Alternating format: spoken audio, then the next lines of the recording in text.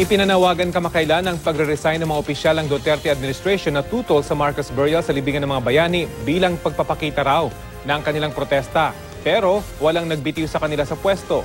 Ang paliwanag ng ilan sa kanila sa balitang hatid ni Sandra Aguinaldo.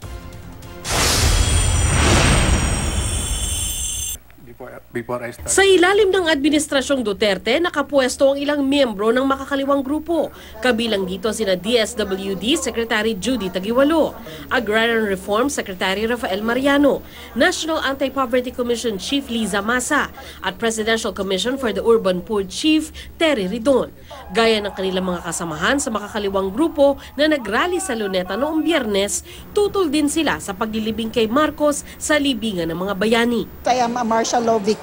I was in prison. I was tortured. I gave birth in prison.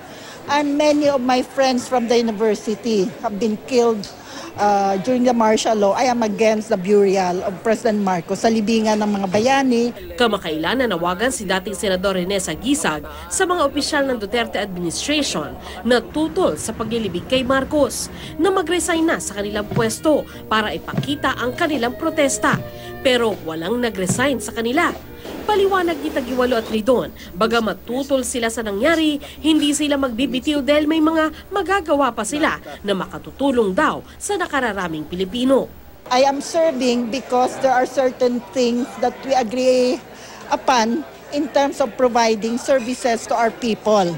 So habang kaya akong magawa yan at habang kaya niya ang aking ilang mga panindigan na hindi sangkop sa kanyang sinasabi, we can work together. The protests will continue. And hopefully, the President will understand and will understand the appeal of the public to reconsider. Sinikap naming kuna ng panig si Maza pero hindi siya sumagot sa aming tawag at text. Si Mariano naman, nauna nang nagbigay ng pahayag na hindi magbibitiw sa pwesto. Nakikiisa raw siya sa mga Pilipino sa pagpaprotesta sa paglilibing kay Marcos sa libingan ng mga bayani. Patuloy daw ang pakikipag-usap nila sa Pangulo tungkol sa isyu na ito habang nagsisilbi sa taong bayan. Sandra Aguinaldo, GMA News.